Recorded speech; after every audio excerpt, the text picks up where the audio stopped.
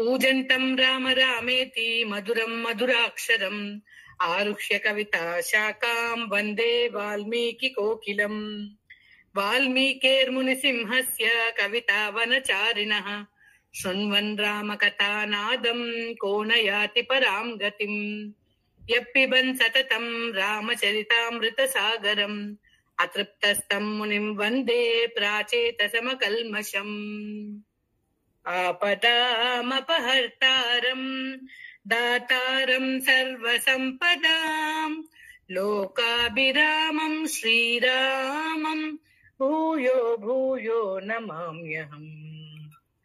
श्रीराघवम् दशरथात्मजमप्रमेयम् सीतापतिम् रघुकुलान्वयरत्नदीपम् आजानुबाहुम्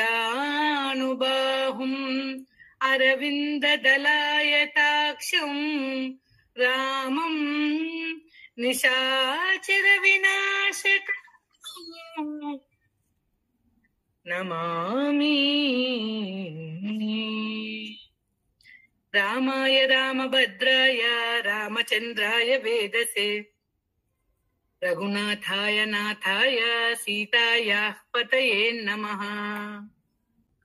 दक्षिणे लक्ष्मणो यस्य वामे च जनकात्मज पुरतो मारुतिर्यस्य तं वन्दे रघुनन्दनम्।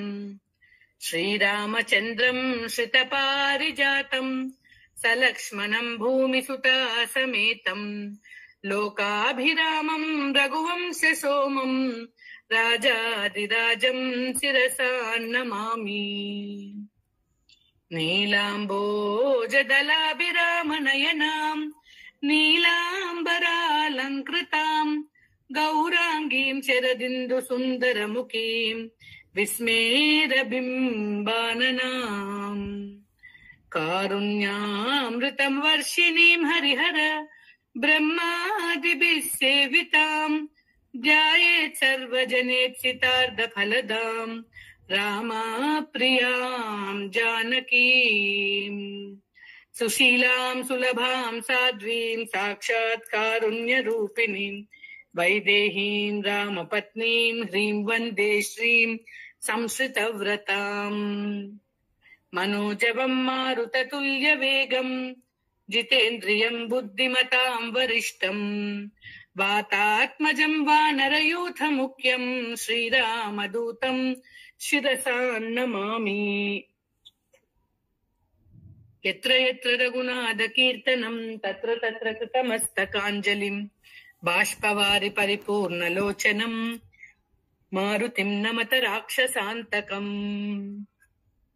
ध्यानम् साकेते शरदिन्दुकुन्दधवले सौदे महामण्टपे पर्यस्तागरुधूपदीपललिते कर्पूरदीपोज्ज्वले सुग्रीवाङ्गदजाम्बवत्परिवृतम् सौमित्रिणा सेवितम् लीलामानुषविग्रहम् रघुवरम् रामम् भजे श्यामलम्।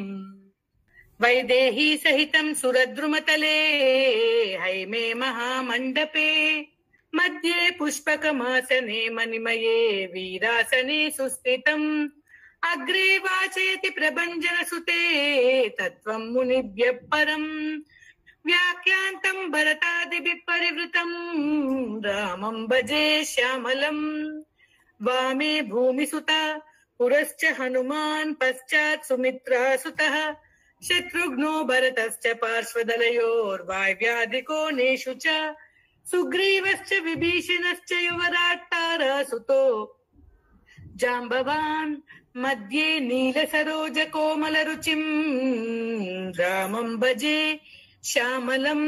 रामम् भजे श्यामलम् रामम् भजे श्यामलम्।